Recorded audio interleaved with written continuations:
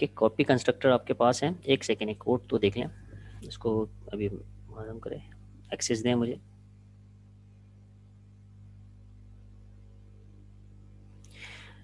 ठीक है, copy constructor क्या करेगा, नॉर्मली हम जब ऑब्जेक्ट क्रिएट करवाते हैं, एक सेकेंड कहाँ है, यहाँ पे क्लास है। हमें एक नॉर्मल एक कॉप में प्रोग्राम क्लास कहाँ है, ये दो नहीं, हमारे ये स्पेस अलग अलग क्यों है भाई, ये नेम स्पेस अलग है, ये नेम स्पेस ऐसा क्यों किया आपने, इसको एक ही नेम स्पेस में डाल दो। चलो खैर, मसला तो नहीं होना चाहिए, लेकिन ये फाइल में टेंशन ना दे आपको, इसको उसी नेम स्पेस पे रखो।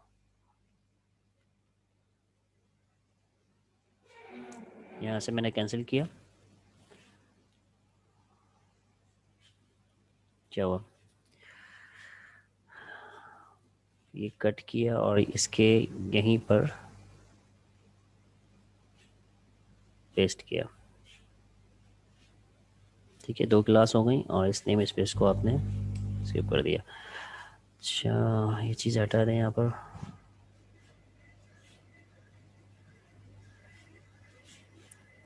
ठीक है, अब आपके पास कोड डायरेक्ट से कॉपी कर दिए हैं, इंटेंट नहीं देखा। ये है इसकी क्लास, जो हम इसके अंदर एक कॉपी कंस्ट्रक्टर बनाया गया है, और एक मेथड है प्रिंट का, जिसके अंदर हम कोई स्ट्रिंग को जनरेट करवा कर पूरा स्टेटमेंट बनाकर हम उसका स्ट्रिंग वैल्यू में रिटर्न करवा रहे हैं। ठीक है, और एक की हमारे पास पैरामीटराइज है, ये कंस्ट्रक्टर पैरामीटराइज हैं, और ये कंस्ट्रक्टर जो है हमारा, ये वाला कंस्ट्रक्टर, ये हमारा कौन सा वाला है जी भाई, ये हमारा कॉपी कंस्ट्रक्टर है। ठीक है, अच्छा, और आपकी मेन क्लास कहाँ है, ये क्लास 1 है, मेन क्लास तो नहीं है। अच्छा, मेन क्लास फिर आप यहाँ बनाएंगे।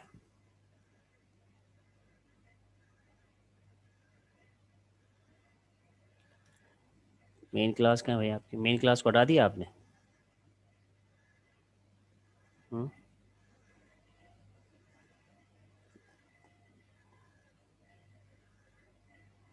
क्या करने जा रहे हो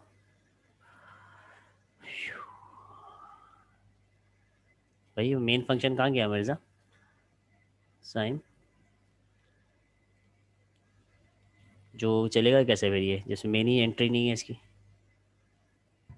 सर वो एरर दे रहा था। भाई मेन फंक्शन नहीं है ना इसका, कंपाइलर को तो मेन वाला फंक्शन चाहिए, इसका मेन फंक्शन कहाँ उड़ा दिया आपने। सर वो एरर दे रहा था तो मैंने रिमूव कर दिया। एरर का सबसे अच्छा सोल्यूशन है उसको रिमूव कर दो। सर दोबारा कॉपी करता हूँ फिर स्क्रीन शेयर करता हूँ। बिल्कुल करें भाई, एरर तो रिजॉल्व किया जाता है, उसको रिमूव थोड़ी किया जाता है। कोई और शेयर करवाएं स्क्रीन।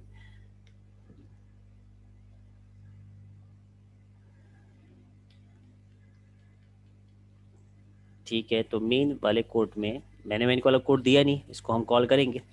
ठीक है, अब आपके पास कोई एरर नहीं आ रहा, एक नेम स्पेस है, इसको सब फॉलो कर लें। एक्सेस दें आप मुझे। ठीक है, ठीक है। अच्छा, नॉर्मली हम लोग, ये फंक्शन है हमारा, ये ऐसी क्लास है जो ड्राइव क्लास है इसके लिए। ठीक है, इसकी ड्राइव क्लास का मतलब क्या है, ये इसका ये यहाँ पर डिक्लेयर किया गया है, इसको कॉल में यहाँ पे करेंगे हम लोग। एक हम इंटीजर बनाते हैं जी, ए, और उसमें हम असाइन कर देते हैं कुछ वैल्यू 9, और एक और इंटीजर बनाते हैं बी, इसको असाइन कर देते हैं, एक सेकेंड एक सेकेंड, कुछ पूछ रहे हो आप, ए। तो इसका क्या मतलब हुआ, क्या पूछ रहे हो भाई, वेट करो जी, रेज हैंड किया आपने, चलो खैर है। इसका मतलब क्या हुआ कि आपने एक वेरिएबल जो बनाया है उसके अंदर वैल्यू असाइन करती 9, अब इस 9 का आपने एक डुप्लीकेट बना लिया बी, जो वैल्यू 9 में थी वो कहाँ स्टोर हो गई, बी। तो नॉर्मली कॉपी हम ऐसे ही करते हैं। ठीक है, तो हम यहाँ पर अपनी क्लास को, जो कि हमारी क्लास क्रिएट हुई है, उसका हम कॉपी करने के लिए कि कॉपी से पहले हम इस पे इसके स्ट्रक्चर को देखते हैं कि इसके मेंबर कितने हैं। पहला मेंबर ये है जो कि प्राइवेट है, दूसरा मेंबर ये है जो कि वो भी प्राइवेट है, तीसरा मेंबर आपका पब्लिक है और चौथा भी पब्लिक है, और ये दोनों क्लास के नेम के साथ हैं, तो ये कंस्ट्रक्टर हो गए। और एक है, दोनों पैरामीटराइज कंस्ट्रक्टर है, लेकिन जब पैरामीटर में अगर उसी क्लास का नाम यानी उस क्लास ही को कॉल कर लिया, उस क्लास को पैरामीटर में डाल दिया जाए, तो ये कहलाता है कॉपी कंस्ट्रक्टर। ठीक है, इसकी मदद से हम इस पूरे जितने भी हमारे पास वैल्यू असाइन हुई है उसका हम डुप्लीकेट क्लोन बनाते हैं, और ये हमारे हैंड पे होता है कि हम इसको इम्प्लीमेंट करें। ठीक है, जिसको भी इम्प्लीमेंट करना हो उसको हम इम्प्लीमेंट कर सकते हैं। तो इसकी मदद से हम क्या करें, इस कंस्ट्रक्टर की मदद से हम क्या करेंगे, जो भी इसके पैरामीटर में ऑब्जेक्ट दिया जाएगा किसी और यानी इसी क्लास का कोई और ऑब्जेक्ट, उसकी सारी वैल्यू इसके अंदर आ जाएगी क्योंकि हमने इसकी मैपिंग कर दी है। ठीक है, और एक थर्ड मेंबर, इसके बाद आखिरी मेंबर है प्रिंट डेटा, कि हम नॉर्मल प्रिंट डेटा कर रहे होंगे, दोनों ऑब्जेक्ट का प्रिंट डेटा कर रहे होंगे। ठीक है, अच्छा, कॉपी करने के लिए एक तरीका तो हमारे पास ये है जिसके अंदर कंस्ट्रक्टर इस्तेमाल नहीं किया गया। इस तरीके को इम्प्लीमेंट करते हैं, और क्या किया जाएगा, अपनी क्लास को, ठीक, क्लास जब भी हो वो कैपिटल में जाना चाहिए, ये ज़्यादा बेहतर है। ठीक है, एम्प्लॉय क्लास बनाई आपने, ईएमपी नाम रखा, और न्यू का कीवर्ड इस्तेमाल करके आपने इसको पैरामीटराइज किया, और पैरामीटराइज का मतलब ये है कि आपने इसके नेम और एज दे दी। इसके नेम में हमने दिया अली साहब को, और फिर एक सैमा करके इसकी एज दे दी हमने 23। ठीक है, अब ये पैरामीटर जाएगा, और ये क्या मसला कर रहा है, एरर किस चीज़ का आ रहा है, दोनों सेम नहीं है।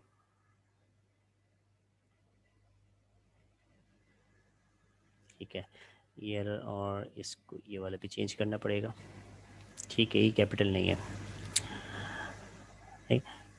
इस पैरामीटर कंस्ट्रक्टर की वजह से हमने ईएमपी का ऑब्जेक्ट क्रिएट कर दिया। इसका मतलब है ईएमपी के अपनी इंटरनली प्राइवेट पैरामीटर में, प्रॉपर्टीज़ में, नेम के अंदर अली स्टोर हो गया, एज के अंदर, लेकिन हम इसको देख नहीं सकते क्योंकि प्राइवेट है। ये इंटरनली इसका स्ट्रक्चर बता रहा है कि पीछे मेरे पास इसकी दो वैल्यू सेव हो चुकी है, ऐसी है। ई एम पी डॉट, अगर मैं कहूँ ई एम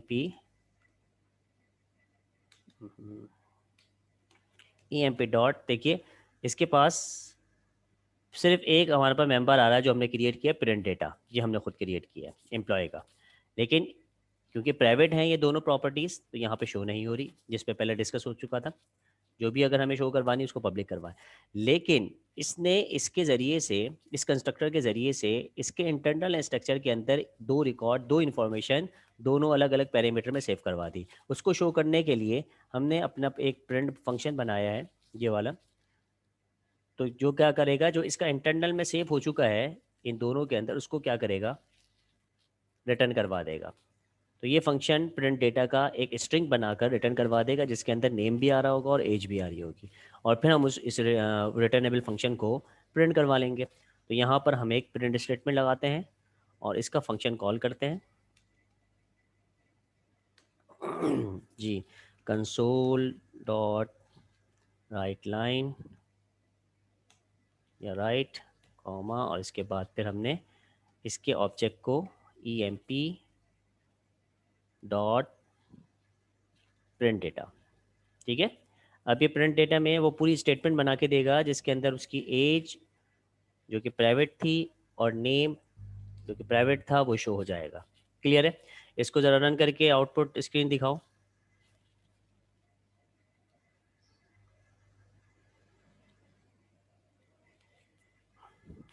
ये बाकी सबको एक्टिविटी देख रहे हैं, सबको समझ में आ रहा है? जी ज़रा चैट पे लिखें या वॉइस में बताएं। माँ हमको समझ में आ गया यस है। सर, आ रहा है। ठीक है जी, हमें स्क्रीन नज़र नहीं आ रही। साहिम, क्या नाम है, मोहम्मद अवेस।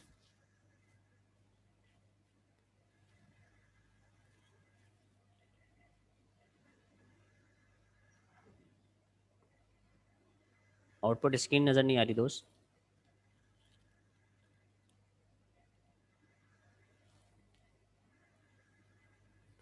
स्क्रीन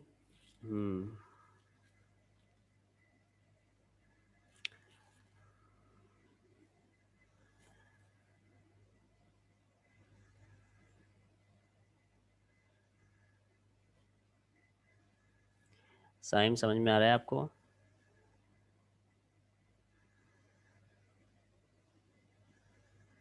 जी स्क्रीन शेयर कराओ। ज़की आप अपनी स्क्रीन शेयर, ओके ज़की ने ये काम किया और स्क्रीन शेयर करवाइए। ठीक है, यहाँ पे द एज ऑफ द ज़की, उन्होंने पैरामीटर में ज़की दिया था और उसकी एज क्या थी 20 दी थी। ठीक है, तो स्टेटमेंट सही कर लेना, ज़की की एज इतनी है, स्टेटमेंट बिल्कुल सही है। क्लोज कर दें इसको, परमिशन दें, आगे हम प्रोसीड कर। आप स्क्रीन रखो अपनी। ठीक है, और भी मज़ीद इस पर कुछ करवाना है? अच्छा, स्टॉप कर लें एप्लीकेशन को, रिक्वेस्ट एक्सेप्ट करें। ठीक है, तो ये तो हमारे पास ऑब्जेक्ट हो गया। अब यही ऑब्जेक्ट का हमें एक क्लोन कॉपी करना है। तो कॉपी का एक तो तरीका ये है कि जो हम इस तरह कर सकते हैं, यानी हमने एक ऑब्जेक्ट बनाया EMP2 के नाम का, एम्प्लॉय, सॉरी,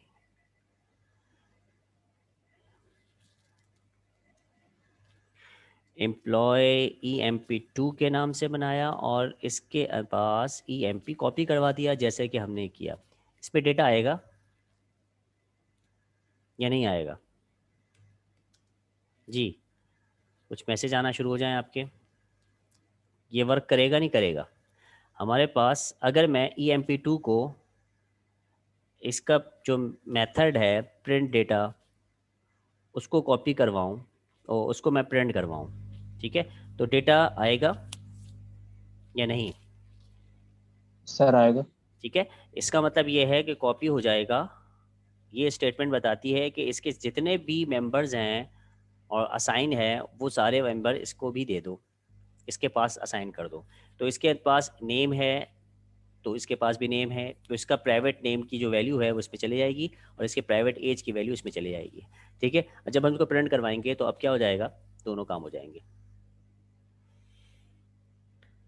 ठीक है, जब ये काम हो रहा है, अब हम इसको इस मदद से तो कर लिया हमने, इस मेथड के ज़रिए से कर लिया। अब हम इसको एक कंस्ट्रक्टर के ज़रिए से क्रिएट करवाएंगे जिसका मकसद ही क्या है, कॉपी करना है।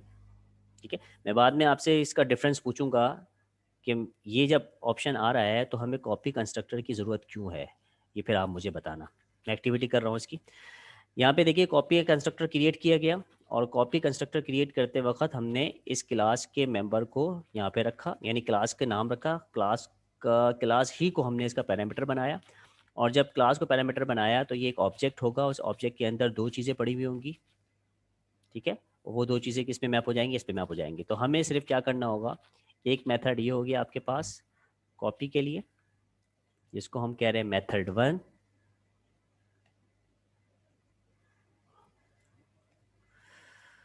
ओके यार, हैश डल गया वो पाइथन के अंदर, असल में कमेंट हैश से डला जाता है ना, तो वो भी आदत पड़ी हुई है अभी आजकल।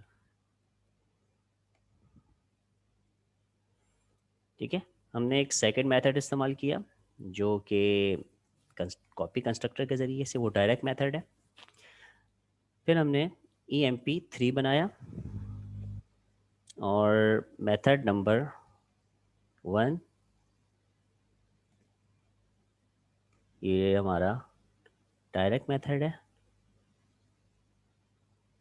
और ये हमारा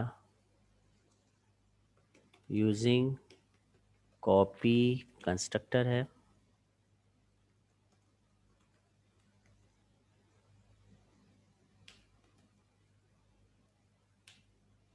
ठीक है, ये हमारा कॉपी कंस्ट्रक्टर है। थोड़ा सा फॉन्ट बड़ी करो दोस्त जकी, थोड़ी सी फॉन्ट बड़ी करें।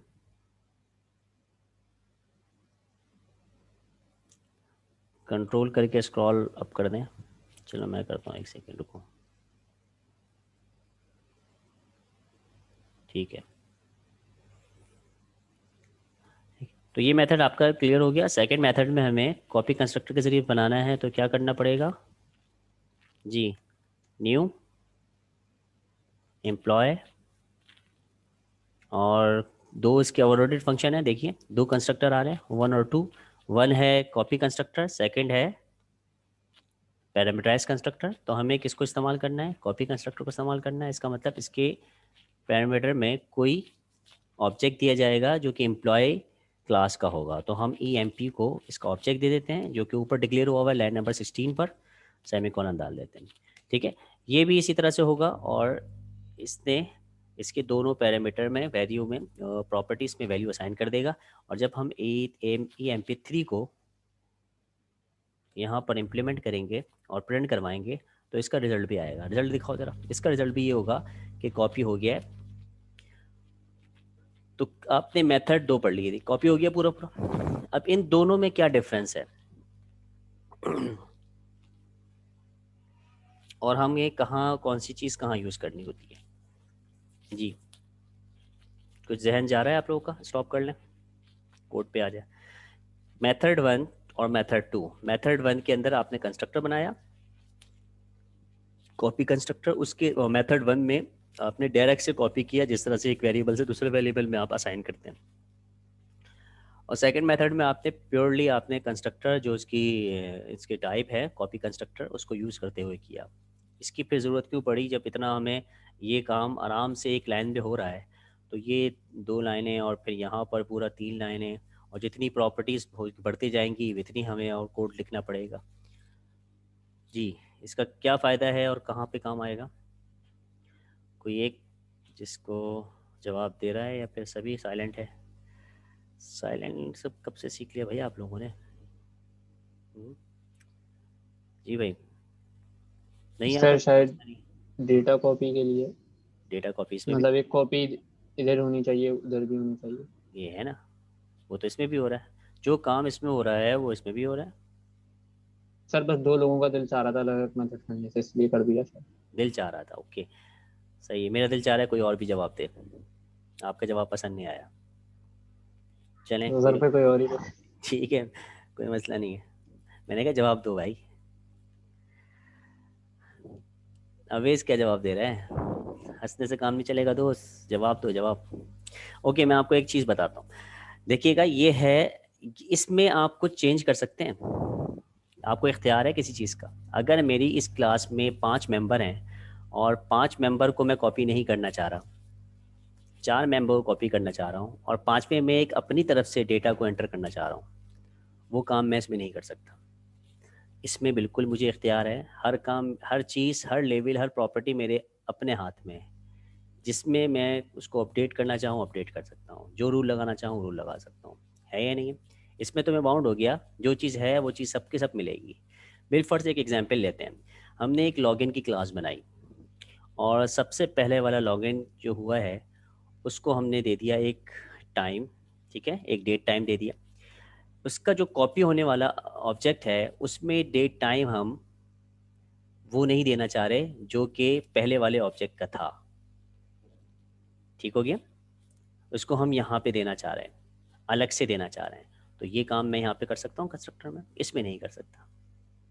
ठीक है, इसको इम्प्लीमेंट करके देखते हैं। एक यहाँ पर प्रॉपर्टी लगा देते हैं एज की, ओ सॉरी डेट एंड टाइम की, और ये अज्यूम कर लेते हैं वो डेट एंड टाइम हमारा करंट डेट एंड टाइम है। ठीक है, इसको हमने डेट एंड टाइम किया। ये आपको प्रॉब्लम समझ में आई जो मैंने रखा है? जी भाई, यस या नो बोला करो यार। सर रिपीट किया था। मैं ये कह रहा हूँ कि 2 मेथड बनाए कंस्ट्रक्टर कॉपी कंस्ट्रक्टर के, एकदम फिट समझ आ गया, ओके। रिपीट करते हैं, सही है। हमारे पास दोनों कॉपी कर रहे हैं, ये भी कॉपी कर रहा है ये भी कॉपी कर रहा है। इसमें हम किस तरह से डिफरेंशिएट कर सकते हैं, तो हम कह रहे हैं कि ये तो हमें बिल्कुल बाउंड कर रहा है कि हमें कोई भी चीज़ इसके अंदर कॉपी करते वक्त रद्द बदल की हमें कोई गुंजाइश नहीं है। कोई हम प्लस माइनस करते हैं तो ये परमिशन नहीं दे रहा, क्योंकि ये तो पूरा कॉपी कर देगा, जितनी चीज़ें होंगी वो सब के सब कॉपी हो जाएगी। इसके अंदर हमें कुछ इख्तियारात हैं, हम अपने ही हिसाब से हर एक प्रॉपर्टी के ऊपर कुछ ना कुछ एक्स्ट्रा प्लस माइनस के साथ हम ऑपरेशन परफॉर्म कर सकते हैं। क्लियर? इसको, इसका हम किस तरह समझें, इसके लिए मैंने केस रखा है कि इसके अंदर हम एक क्लास, इस क्लास के अंदर डेट टाइम को एक प्रॉपर्टी ऐड कर देंगे। वो डेट टाइम करंट टाइम को लेगा, जो करंट टाइम होगा। अब जब एम्प्लॉय पहला इसका ऑब्जेक्ट क्रिएट किया गया, उसका करंट टाइम दूसरा था ऑफ कोर्स, जब सेकंड वाला, ये वाला हम एक ऑब्जेक्ट क्रिएट करवा रहे हैं उसका करंट टाइम, तो दूसरा कम से कम सेकंड में तो डिफरेंट होना चाहिए ना, ठीक है, तो उसका कुछ टाइम डिफरेंट करवाना है। तो ये काम हम इसी ऑब्जेक्ट के ज़रिए से, इसी कंस्ट्रक्टर के ज़रिए से किया जा सकता है, किसी और जगह से इस तरह से नहीं किया जा सकता। ये भी हमें कंस्ट्रक्टर की ज़रूरत पड़ती है, कॉपी कंस्ट्रक्टर की, ठीक है। देखिए हम यहाँ पर वही काम करने जा रहे हैं, और हमने कहा कि एक प्राइवेट बना लें डेट टाइम को, पता नहीं वो इसके कैप्स में आता है या स्मॉल में आता है, डेट एंड टाइम ऐसे ही होता है या स्मॉल में होता है? स्मॉल में नहीं होता मेरे ख्याल से, कैप में होता है। सर डी तो कैपिटल होता है, टी का नहीं पता। नहीं, टी तो कैपिटल होता है इसका, डी नॉर्मली हमारे पास जो डेटा टाइप होती है ना, उसका पहला लेटर जो है वो क्या होता है हमारा,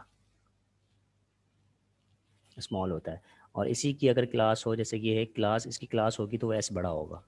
ये क्लास नहीं है इसकी, ये डेटा टाइप है। दो डिफरेंस है ना आपके पास, दो चीज़ें होती हैं, एक एस कैप्स के स्मॉल के साथ और एक कैप्स के साथ। जब आपको स्ट्रिंग की मेथड को इस्तेमाल करना है तो आप इसको इस्तेमाल करते हैं, जब स्ट्रिंग की डेटा टाइप क्रिएट करवानी होती है तो स्मॉल इस्तेमाल करते हैं। इसी तरह से मुझे जहन में जो आ रहा था वो ये है, लेकिन ये यूज़ करने नहीं देता।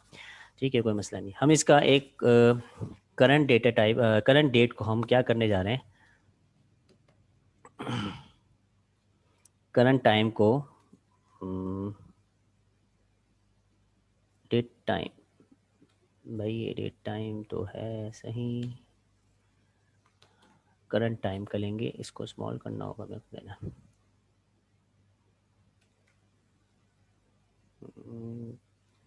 चलो देखते हैं, आगे नहीं हो रहा। ठीक है, हमने इनिशियल लेवल के ऊपर इसको एक वेरिएबल प्राइवेट प्रॉपर्टी बनाई, जिसके अंदर हमने एक हार्ड डेट एंड टाइम की नाउ करके, जो करंट डेट टाइम होगी आपके सिस्टम की वो जाकर इसमें सेव हो जाएगी। क्लियर? और इसके अंदर जब हम इसका ये वाला कोड बना रहे होंगे तो यहाँ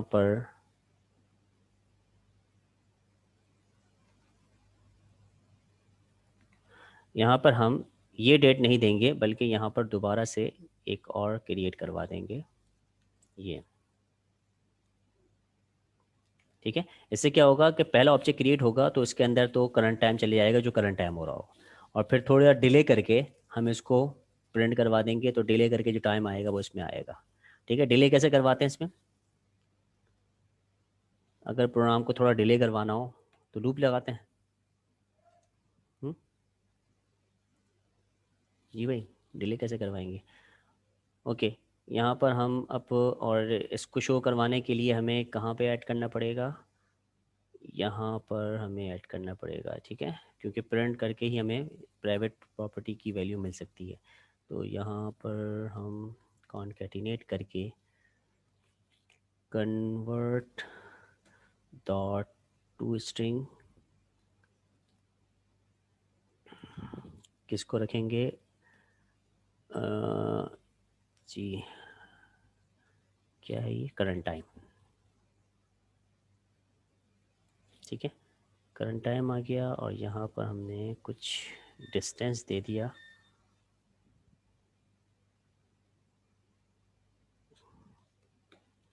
टाइम। ठीक है, और इजीली हो गया है, ये हो गया।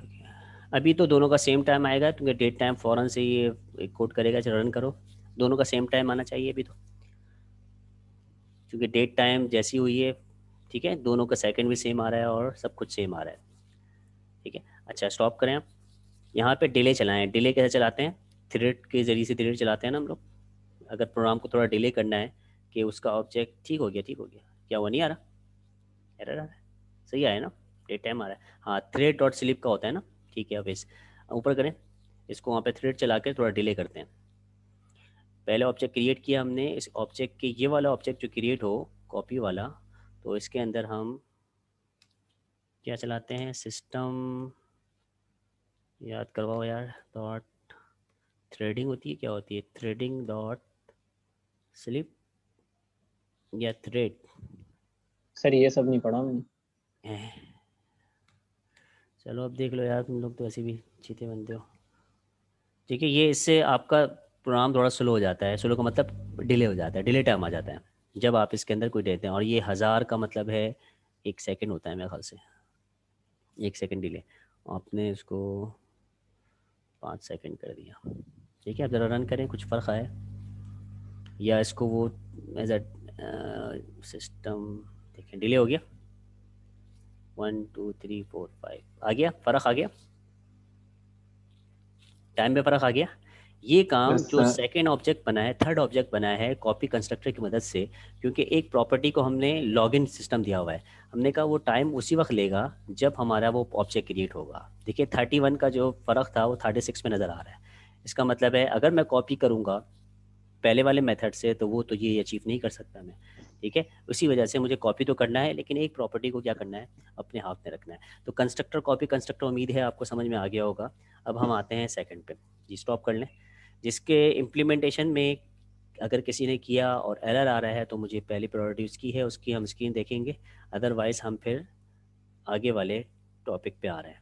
जी, एक भी मैसेज आ जाए तो हम उसी के हिसाब से फैसला कर लेते हैं, आगे चला जाए या आप लोग अभी कोई एरर आ रहा है इसको मुझसे शो करवा रहे हैं।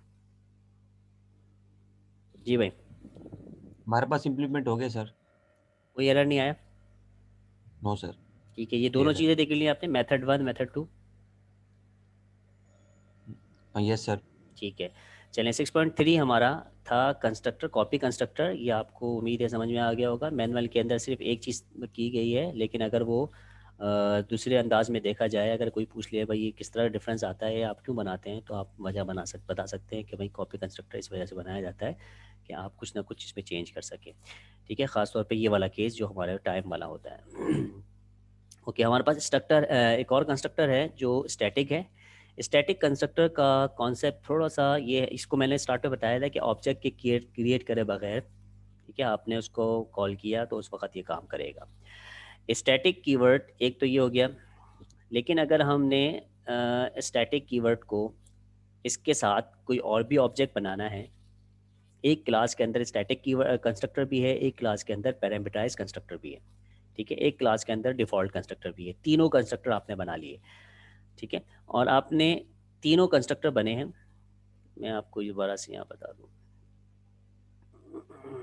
ये ऊपर क्यों ले जा रहा हूँ आपको मैं, ताकि देखिएगा ये जब इसकी इन चारों को मैंने एक ही क्लास में रख दिया, क्लियर हो गया। और डिफ़ॉल्ट कंस्ट्रक्टर, ये कंस्ट्रक्टर, जब मैं इसको इसका ऑब्जेक्ट इस क्लास किसी भी क्लास के अंदर ये चारों मेंबर रख दिए और उस क्लास को मैं ऑब्जेक्ट क्रिएट करने जा रहा हूँ डिफ़ॉल्ट कंस्ट्रक्टर से। ठीक है, तो मुझे बताइए कौन सा वाला कंस्ट्रक्टर इन्वोक होगा? ऑफ कोर्स ये वाला होगा। ठीक है, और अगर मैंने उस क्लास का ऑब्जेक्ट पैरामीटराइज कंस्ट्रक्टर से उसको क्रिएट करवाया उसका ऑब्जेक्ट, तो फिर कौन सा इन्वोक होगा? पैरामीटराइज। ये होगा ही नहीं होगा? डिफ़ॉल्ट भी होगा क्या? एक वक्त में एक होगा। ठीक है, जब आपने डिफ़ॉल्ट को कॉल किया तो सिर्फ डिफ़ॉल्ट कॉल होगा, जब आपने पैरामीटराइज को कॉल किया तो पैरामीटराइज वाला कॉल होगा। ठीक है, यही कॉन्सेप्ट भी यही है। और जब आपने कॉपी वाले को कॉल किया तो इन दोनों में से कोई कॉल नहीं होगा, ये कॉपी वाला कॉल होगा। ये क्लियर हो रहा है?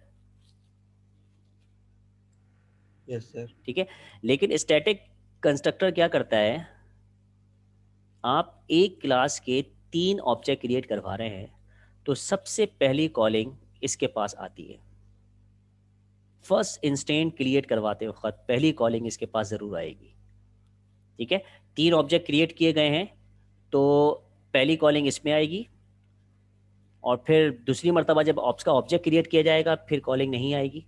तीसरी मरतबा, कितनी मरतबा भी उसी एग्जीक्यूशन के अंदर आपने इसके कंस्ट्रक्टर के कॉल उसको क्या करवाया है, आपने ऑब्जेक्ट क्रिएट करवाया है या उसका किया है, तो ये सिर्फ एक ही दफ़ा कॉल होता है। जितने भी इंस्टेंस इसके क्रिएट हुए हैं फर्स्ट टाइम कॉल है। ये आपके पास पॉलिसी है, इसकी मैथोलॉजी है क्या है कि सबसे आपने ऑब्जेक्ट बनाना शुरू कर दिए, बस आपको पहले ऑब्जेक्ट की ही रिकॉर्ड को कुछ रखना है, आपको कोई पॉलिसी रखनी है कि फर्स्ट ऑब्जेक्ट क्रिएट हुआ है, जैसे कि स्टूडेंट की अटेंडेंस लग रही है, तो अटेंडेंस की आपने क्लास बनाई, तो अटेंडेंस की क्लास बनाई, तो आपने हर अटेंडेंस लगाते वक्त सिर्फ ये बताना मकसद है भाई आईडी और स्टूडेंट का नेम, सिर्फ आईडी बता दें।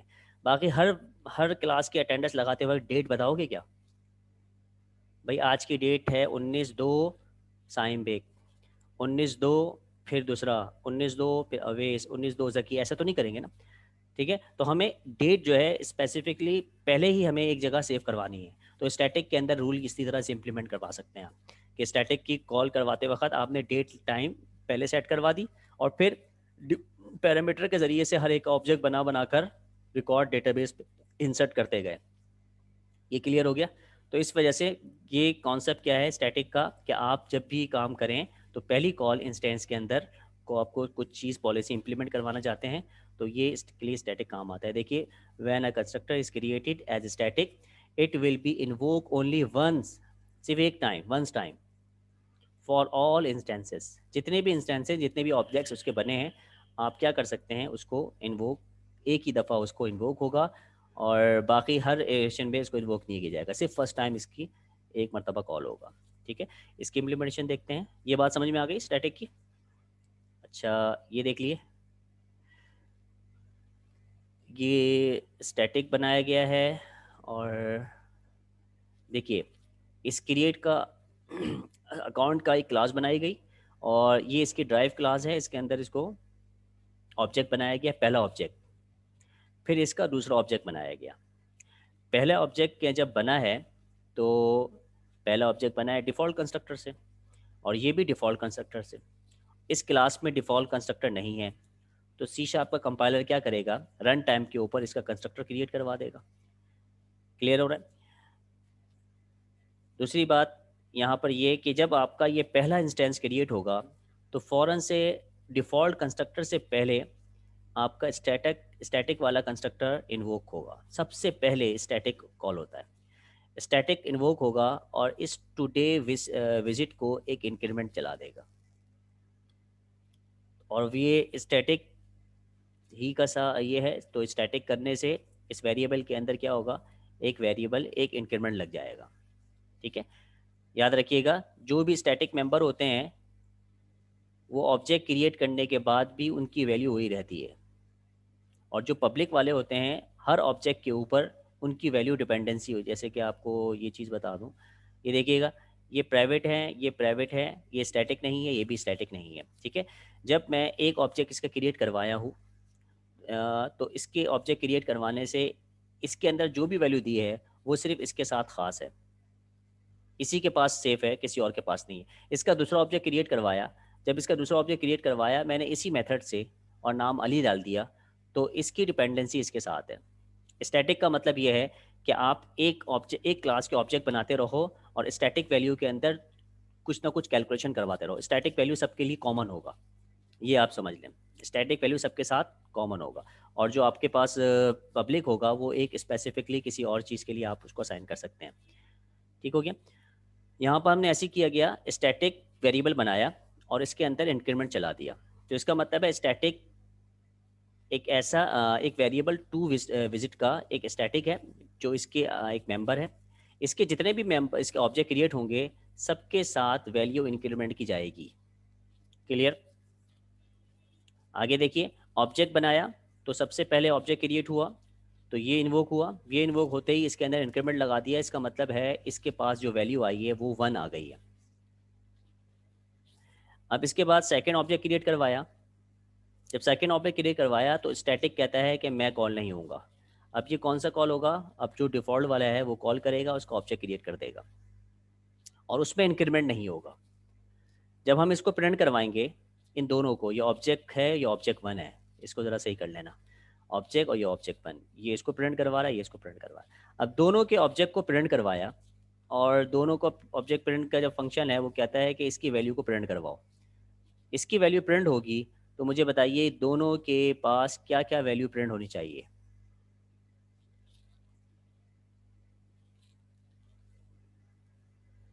जी देखें, दोबारा समझा रहा हूँ मैं। पहला इंस्टेंस क्रिएट हुआ, बिल्कुल सही है, दोनों में 1 1 आएगी, क्योंकि एक मरतबा 1 सेव हो गई। ठीक है, उसके बाद स्टोर हो गया, और स्टैटिक कीवर्ड हर इंस्टेंस के लिए कॉमन रहता है।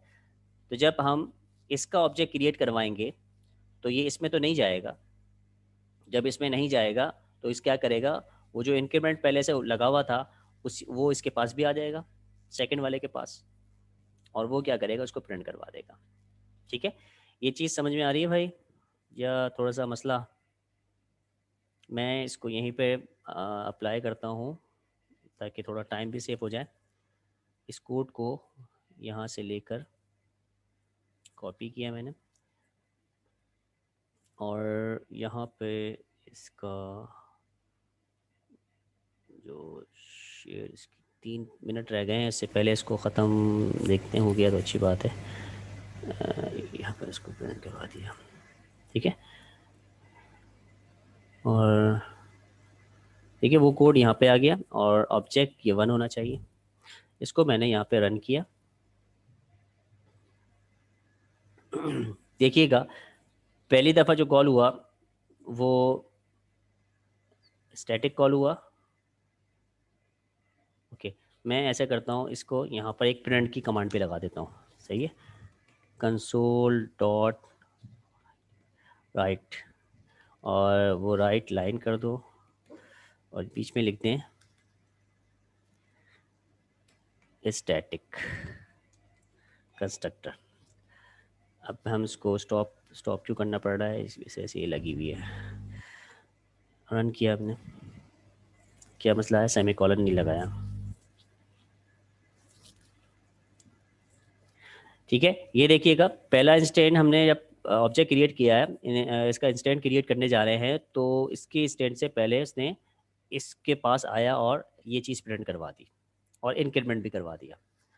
ठीक है, फिर सेकंड में आया, सेकंड में आने के बाद उसने ये वाला ऑब्जेक्ट क्रिएट किया, लेकिन ऑब्जेक्ट सेकंड में यहाँ पे नहीं पहुँचा, क्योंकि सेकंड में, थर्ड में, किसी में भी फिर ये फर्स्ट टाइम पहुँचेगा, सेकंड में नहीं पहुँचेगा, जब भी इसने इसको प्रिंट नहीं करवाया और इंक्रीमेंट भी नहीं किया। जो वैल्यू ये थी इसने प्रिंट करवा दिया। इसको मैं स्टैटिक से हटाते पब्लिक कर देता हूँ, तो ये हर दफ़ा कॉल जाएगी इसके पास और हर दफ़ा ये प्रिंट करवाएगा। ठीक है,